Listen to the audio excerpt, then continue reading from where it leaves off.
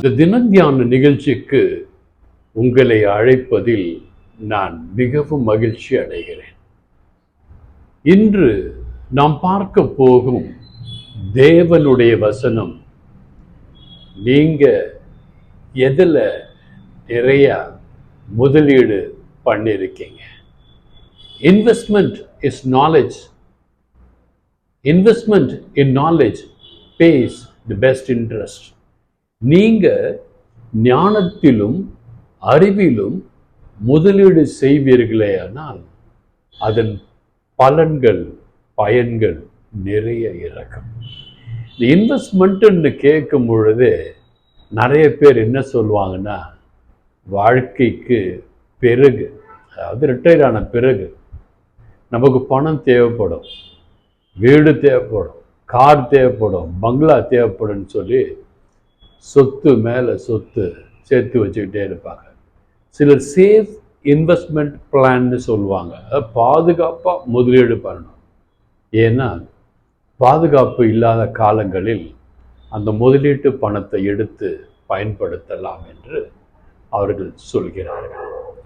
வேதம் என்ன சொல்கிறது என்றால், நீங்கள் ஞானத்திலே, ஆண்டவரின் அறிவிலே, ஆண்டவரின் புத்தியிலே உங்களுடைய முதலீட்டை செலுத்துவீர்களேயானால் உங்கள் கடைசி காலம் பிரகாசமாயிருக்கும்.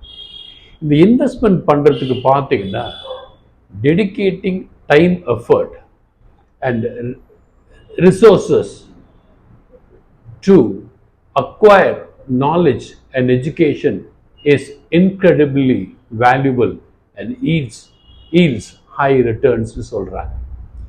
கரெக்டான ஒரு முதல் ஈட்டை போடும் பொழுது, கல்வியிலே போடும் பொழுது அதற்கு நிறைய பலன் இருக்குன்னு சொல்றாங்க. அது உண்மைதான், இல்லைன்னு சொல்ல.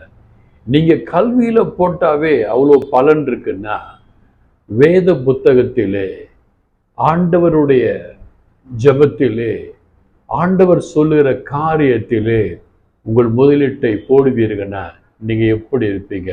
சிந்திச்சு பாருங்களேன். அழிந்து போகிற அந்த உடம்பு, அதுக்கு இவ்வளோ இன்வெஸ்ட்மெண்ட். சிக்கானா பணம் தேவைப்படும். ஒரு கோழி செத்து போனா கூட அதுக்கு 280 ரூபா கிலோ வேல்யூ இருக்கு. செத்து போன ஆடுக்கு 1000 ரூபா வேல்யூ இருக்கு. மீனுக்கு வேல்யூ இருக்கு. மனுஷன் செத்து போனா, பெரிய ஊழியக்காரராக இருந்தாலும் சரி, எப்போ பணத்தை எடுக்கிறீங்கன்னு தான் கேட்பாங்க. உங்களுக்கு வேல்யூ இல்லைங்க, எனக்கு வேல்யூ இல்லைங்க. உங்களுக்கும் எனக்கும் வேல்யூ வேணும்னா நீங்களும் நானும் ஆண்டவர் சொல்லி கொடுக்கிற ஞானத்தை தேட வேண்டும், ஞானத்தை சம்பாதிக்க வேண்டும். அதுதான் உங்களுக்கும் எனக்கும் ஜீவ ஊற்றை கொடுக்கும், ஜீவ தண்ணீரை கொடுக்கும். ஜீவ தண்ணீர் ரொம்ப முக்கியங்க. ஒரு தாயின் கருவறையிலே குழந்தை தண்ணீரிலே மிதக்கிறது. குழந்தை பிறந்தவுடன் நீர் ஆகாரமாக தாயின் பால் கொடுக்கப்படுகிறது, தண்ணீர் இருக்கிறது. குழந்தை குளிப்பாட்டுறதுக்கு, குழந்தை 1க்கு போனா 2க்கு போனா எல்லாத்துக்கும் தண்ணீர். இறக்கும் போது கூட வாயில தண்ணீர், சிலர் தீர்த்தம்னு சொல்லுவாங்க, இதெல்லாம் கொடுக்கப்படுகிறது. இந்த சாதா தண்ணீரே உங்களுக்கு இவ்வளோ நன்மை செய்கிறது என்றால், ஆண்டவர் கொடுக்கிற ஞானத்தின் தண்ணீர், ஜீவ தண்ணீர் உங்களுக்கு எவ்வளவு நன்மையை கொடுக்கும் என்று சிந்தித்து பாருங்களேன். ப்ராவர்ப்ஸ் 4ஆம் அதிகாரம் 6-7 வசனம், do not forsake wisdom and she will protect you. ஞானத்தை உதறி தள்ளிவிடாதே, ஞானம் உன்னை பாதுகாக்கும். இந்த வேத வசனத்தில் உள்ள ஒவ்வொரு ஞானமான வார்த்தைகளையும் தயவு செய்து தள்ளி விட்டுறாதீங்க. அந்த ஞானம் உங்களை பாதுகாக்கும். Love her and she will watch over you. இந்த ஆண்டவரின் வார்த்தையையும் ஒவ்வொன்றும் நீங்கள் நேசித்து பாருங்களேன், அது உங்களை பாதுகாக்கும். இங்க பார்த்தீங்கன்னா லவ் ஹர் என்று ஆங்கிலத்தில் சொல்லப்பட்டிருக்கிறது. ஹர் என்பது பெண்மையை குறிக்கிறது, தாய்மையை குறிக்கிறது. வேத வசனங்கள் உங்களுக்கு தாய் போன்றது. The beginning of wisdom is this: get wisdom.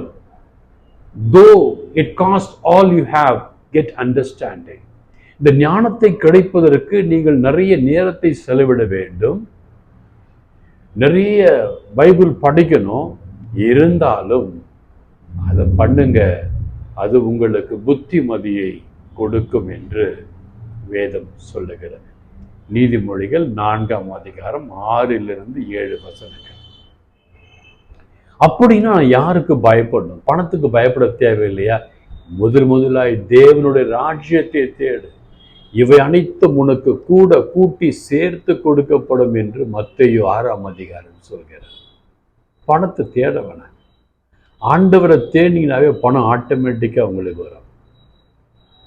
அதை தான் நான்லாம் பண்ணிக்கிட்டு இருக்கேன். ஆண்டவரை தேடுறேன்.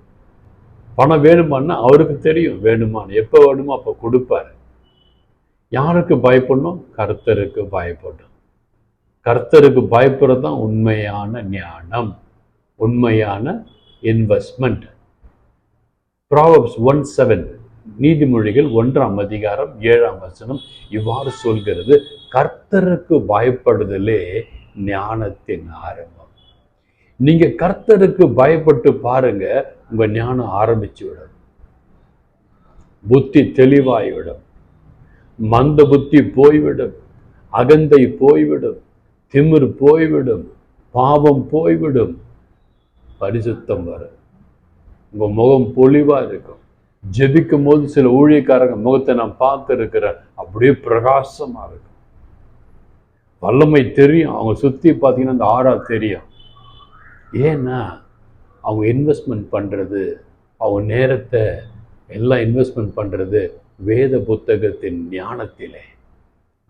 அப்போ எனக்கு ஞானம் இல்லைன்னா நான் என்ன பண்றதுன்னு சில பேர் இடத்துல கேட்டாங்க. உங்களுக்கு ஞானம் இல்லைன்னா எதை பற்றியும் கவலைப்படாதீங்க, ஆண்டவரிடத்தில் கேளுங்க. ஆண்டவரிடத்தில் கேட்டா கொடுப்பாரா? அவரே சொல்லிட்டாரு இல்லையா, கேளுங்கள் உங்களுக்கு கொடுக்கப்படும். நீங்க உண்மையில கேட்டு பாருங்க, கேட்டுக்கிட்டே இருங்க, கேட்டுக்கிட்டே இருங்க. ஒரு குருடன் அப்படித்தான் இயேசுவை பார்த்து கேட்டுக்கிட்டு கத்திக்கிட்டே இருந்தான், தாவீதின் குமாரனே என் மீது இறங்கும், என் மீது இறங்கும். அப்ப ஆண்டவர் திரும்பி பார்க்கிறார். அவன் குருடன், இயேசு எங்க இருக்காருன்னே தெரியாது. திரும்பி பார்த்து நான் உனக்கு என்ன செய்ய வேண்டும் ஆண்டவர் கேட்கிறார். நீங்களும் ஆண்டவரை பார்த்து கேட்டுட்டே இருந்தீங்கன்னா ஆண்டவர் உங்களையும் என்னையும் பார்த்து கேட்பார், நான் உனக்கு என்ன செய்ய வேண்டும். நீங்க சொல்லணும், ஆண்டவரே எனக்கு ஞானத்தை கொடுங்க, பணத்தை கேட்காதீங்க. யாக்கோபு 1ஆம் அதிகாரம் 5ஆம் வசனம் தெளிவாக சொல்லுகிறது, ஞானத்தில் குறை உள்ளவனாய் இருந்தால் தேவனிடத்தில் கேட்க கடவான். யாருக்காவது ஞானம் கம்மியா இருக்கு, எனக்கு மந்த புத்தியா இருக்கு, எனக்கு படிக்க முடியல, பைபிள் படிக்க முடியல, பைபிளை தியானிக்க முடியலன்னு நினைச்சிங்கன்னா ஆண்டவரிடம் கேளுங்க. ஆண்டவர் நிச்சயமாக சத்தியமாக உங்களுக்கு ஞானத்தை கொடுப்பார். சாலமோன் அரசர் கேட்டார், என்ன வேண்டும்? ஆண்டவரே உங்க ஞானத்தை கொடுங்க. ஆண்டவரே பெற்றுக்கொள்ள கொடுத்தார். நீங்கள் நானும் கேட்டா கூட ஞானம் கிடைக்கப்படும். அந்த ஞானத்தின் குணங்களை பார்த்தீங்கன்னா சுத்தமானது, சமாதானமானது, சாந்தமானது, இணக்கம் உள்ளது, இரக்கத்தாலும் நற்கனிகளாலும் நிறைந்தது, பட்சாதாபம் இல்லாதது,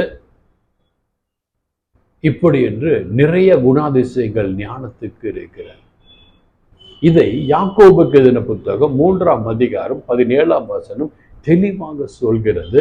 பரத்திலிருந்து வருகிற ஞானம். இந்த புத்தகத்துல நீங்க படிக்கிற சினிமால பார்க்கிற படத்துல எல்லாம் ஞானம் வராது. நீ வேலை செய்யற இடத்துல கொடுக்குற புத்தகங்கள்ல ஞானம் வராது. ஞானம் எங்கிருந்து வர வேண்டும் என்றால் பரலோகத்திலிருந்து வர வேண்டும், இயேசுவின் இடத்திலிருந்து வர வேண்டும் ஞானம். அந்த இயேசுவை நீங்க காலையில தேடணும், அதிகாலை தேடணும். 4:30 மணிக்கு அலாரம் வச்சு நீங்க ஏஞ்சி பாருங்களேன். முதல்ல கஷ்டமா இருக்கும், அப்புறம் பழகிடும். எனக்கெல்லாம் பழகிடுச்சு. 4:50க்கு சரியா நீங்க ஜெபம் பண்ண ஆரம்பிச்சோம்.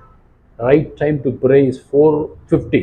4:50 பாருங்களே, உங்களுக்கு பரலோகத்திலிருந்து ஞானம் வரும். யாக்கோபு 3:17 அதான் சொல்லுது, பரலோகத்திலிருந்து வருகிற ஞானமோ சுத்தம் உள்ளது, சமாதானம், சாந்தமும் இணக்கமும் உள்ளதாகவும் இரக்கத்தாலும் நற்கனிகளாலும் நிறைந்ததாயும் பட்சாதாபம் இல்லாததாயும் மாயமானதாகவும் இருக்கிறார். பட்சாதாபம் கிடையாது. அதுக்கு வேற பட்சாதாபம் தெரியாது. அந்த ஞானம் உங்களுக்கு தரணும்னு ஆண்டவர் நினைச்சா அப்படியே கொடுத்துருவார். இந்த பையன் நல்ல பையன், முதல் பையன், ரெண்டாவது பையன், மூணாவது பையன் ஆண்டவர் பிரிச்சே பார்க்க மாட்டார். ஆண்டவர் கண்களுக்கு முன்பாக நீங்கள் எல்லோரும் நல்லவர்கள். நீதிமொழிகள் 11:2 இவ்வாறு சொல்கிறது, தாழ்ந்த சிந்தை உள்ளவர்களிடத்திலே ஞானம் உண்டு. பெரிய பெரிய ஆட்கள் பார்த்தீங்கன்னா தாழ்ந்த சிந்தை இருக்கும். அவங்க பந்தா காட்டவே மாட்டாங்க. பெரிய பெரிய பொறுப்புல இருக்கிற சில கம்யூனிஸ்ட் தோழர்கள்லாம் பார்த்தீங்கன்னா சாந்தமா இருப்பாங்க. ஆனா ஒண்ணு நேரம் சிலர் சொல்லுவாங்க, நான் யாரு தெரியுமா, என்னை கண்டா அப்படியே நடுங்கும், நான் வேலை செய்யற இடத்துல அப்படியே நடுங்குவாங்க, என்னை பார்த்தா பயப்படுவாங்க. பிசாசா உன்னை பார்த்தா பயப்படுறதுக்கு? நான் கம்யூனிஸ்ட்ல கனகராஜ் எல்லாம் பார்த்துருக்கேன். ரொம்ப சாந்தமா, ரொம்ப அன்பா, ரொம்ப பண்பா பேசுவார். ஒரு குருவானவர் எனக்கு தெரியும், ஜெரின்னு ஒரு குருவானவர், சேசு சபையில் இருக்க குருவானவர், 4 PhD படித்தவர், ஒரு காவி வேட்டி காவி சட்டைக்கு சொந்தக்காரர். அவர் பையில பைபிளும் ஒரு வேட்டி சட்டையெல்லாம் இருக்கு, வேற ஒண்ணுமே இருக்காது. காலில் செருப்பு கூட போட மாட்டார். அவ்வளவு படித்தவர். தாழ்ந்த சிந்தை. இந்த தாழ்ந்த சிந்தை உங்களுக்கும் எனக்கும் இருக்க வேண்டுமே, ஆனால் அகந்தை இருக்கக்கூடாது. அகத்திலே நான் என்கிறது இருக்கக்கூடாது. மருமகளுக்கு பணிவு வேண்டும். தன் தாய் தந்தையை போன்று மாமியார் மாமனாரை பார்க்கணும்.